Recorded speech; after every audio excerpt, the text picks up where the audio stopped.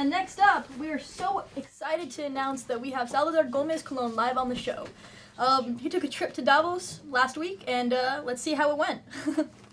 In Puerto Rico, with all the fair share of natural disasters and political crises we've had, you've seen youth stepping up, and around the world, actually. We've seen our generation standing up for the world we want to see, for the vision of the world that we have, right? Even when our leaders aren't really taking charge, right? And I think that's a particularly important lesson that we need to learn, is the fact that, we're not waiting 5, 10, 20 years to take the action that we want to see. We're not the future of the world, we're the present, right? We're acting now. We're not waiting any longer.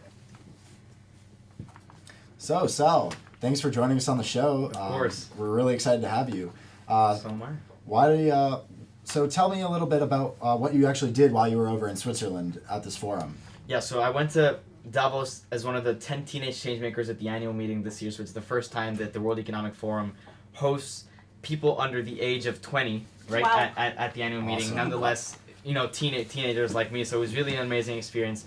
We were able to share our visions for a more sustainable and cohesive world, right? Be able to attend panels, be on panels, have meetings and lunches and dinners. So it was a very, very fun experience. Awesome. That's great to hear. So what did you guys talk about there? I heard you were on a panel, right? Yes. I think, one of the main reasons why we were there is trying to stake our claim that, youth have to be much more involved now in the world. That the tide is shifting in a way that, youth voices and youth actions are being more heard and more needed, right, around the world. And I think that especially at a time where we're so polarized and so much stuff is happening around the world now, there's never been a need for a more sustainable, cohesive, and inclusive world, right? So that's kind of the message that I was carrying on while I was in Davos. Wow. So tell me, you're 17, 18 years old, right? Mm-hmm, 17. Yeah. 17. So that's truly amazing hearing like someone of that young being able to go to this forum. Mm-hmm. But why don't you tell me a little bit about what inspired you and how you, like what changed your way of thinking and what made you realize that, oh, I really should be doing something? Well, I think it was, I'd always have this drive to help and really be active right in my community, but it wasn't until Hurricane Maria hit Puerto Rico in 2017 that really kind of I was forced into action, right? I'd never seen a time where there was more need around me, and there was never been a time where my actions were as needed, right? So that was kind of the impetus that really drove me to start my work with Light and Hope. Awesome. Amazing. Can you tell us a little bit more about Light and Hope for Puerto Yeah, Rico? so after Hurricane Maria hit Puerto Rico, I created Light and Hope for Puerto Rico. My initiative to purchase and distribute solar lamps and hand-powered washing machines to the most affected communities around the island. So we raised over $160,000 to distribute over 5,000 lamps and 2,000 washing machines to over 3,000 households across the island. Awesome. Wow. How long did it take you to like really explode in that realm? Like you said, it really happened all so fast. Like with the hurricane, you really figured that you needed to jump up and make a difference.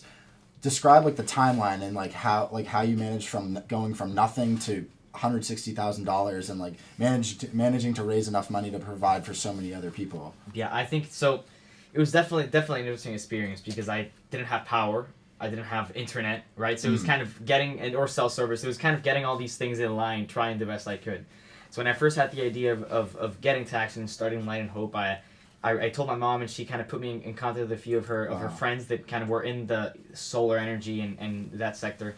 But it was really interesting because I had to call them, and obviously the connection was spotty as hell. So I was basically, I'd be like, hello, hello, hello, and then the line would cut down and then call again. So that was kind of, we went from those challenges. I couldn't set up the crowdfunding page myself because I had no internet, so I was sending pictures of what I was writing on my computer to people in the mainland so they could upload it. And then the campaign went live. A few days later, a few major national news sources picked it up, and then just Insane. blew up like that. That's unbelievable. Were people a little shocked to see like a 17-year-old kid show up at their door helping them? I mean, it was even more shocking because I was 15 at the time, Oh, right? wow. I just There we turned go. 15. I just turned 15. I think it's obviously there was shock, but it's also the faces of hope and kind of happiness that I would see when I'd go. It was really what kept me going, right? And being able to know that my work was making a difference in people's lives, that was the most inspiring part of it all. That's insane. Awesome. Did you focus on Light and Hope when you were in Davos, Switzerland? So yeah, so basically I get there because of the work I've done not only in Puerto Rico but in the Bahamas as well. With Light and Hope for the Bahamas. So far we distributed over 500 lamps Wow. in Grand Bahama, which is one of the islands that was hardest hit by Hurricane Dorian earlier this year, or in September of 2019. But it's really about kind of the voice that I'm taking now, my goal of making sure that youth have a seat at the table, right? That not only are we putting an emphasis on climate resilience and natural disaster resilience around the world, but also that we're empowering youth and making sure they have the tools and opportunities to take action in their own communities. Now, Amazing. along this long line of success, so what seems to be like a lot of success in your, in my eyes at least. Now, was there anyone that told you that that really gave you doubt and throughout this process, and what did you do to overcome that? Because ultimately you are in such a great situation. You spoke at this forum and you've raised so much money to help those in need. So tell me, what did you do to kind of combat anyone who told you that you couldn't do it? Well, I can tell you one thing: if I would have listened to them, I wouldn't be here Exactly. right now. Exactly. Yeah. Right? I think that it's with everything we do in life. There's going to be people who don't support it, some people who don't agree.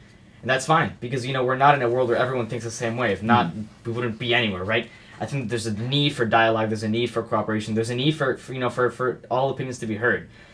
I think that it was definitely easier for me to fall for them when I was 15, right? People were telling me, oh, you can't raise that much money, or you should be working with, more established large organizations that already have a presence, right? I could have listened to them. I could have done that. But it wouldn't have been what I really wanted to do, right? It wouldn't have been what I was really wanting to do, but also having the impact that I wanted to have, right? Making sure that the money that I was raising was going straight from the donors to the people, right? That was one thing that I really wanted to control, and I was able to. That's awesome. That's amazing. Any last questions? Let's see. So. I got one. What? So, who was your biggest inspiration growing up? Oh, that's a good one. My biggest inspiration growing up. It's a combination of a lot of people, Gotcha, right? But I feel like let's make it general. I can say that it's definitely been people who have overcome adversity in many ways. I think it's any success story, any story that's inspirational has some sort of adversity to it, right?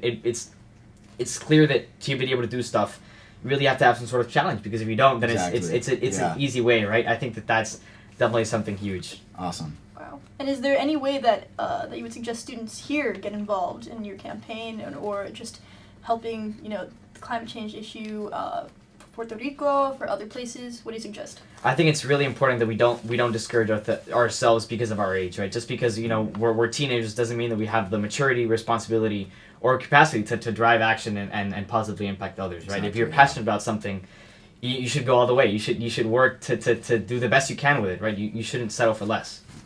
Wow, that's awesome. Great advice. Awesome. Of course. Well, anything else that you want to share with us? No, super happy to be here. Do we have any fun stuff planned? Well, I think we mostly wanted to focus on your initiative. Well, thank you so much for sharing your story. Of course. I'm sure it's been an incredible journey. It has. The jet lag is still hitting me. Oh, I'm sure. How many hours of sleep have you been getting? Well, a solid amount. That's not the problem. The problem is getting tired at 3 p.m. after I'm done with classes and then... Yeah. I can only imagine.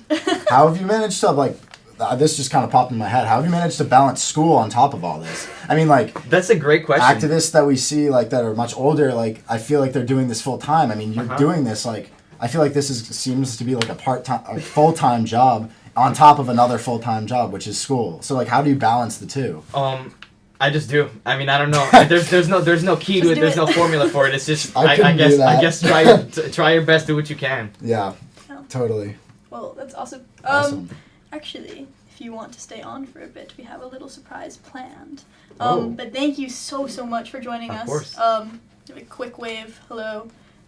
Say hi to anyone you want to say hi to.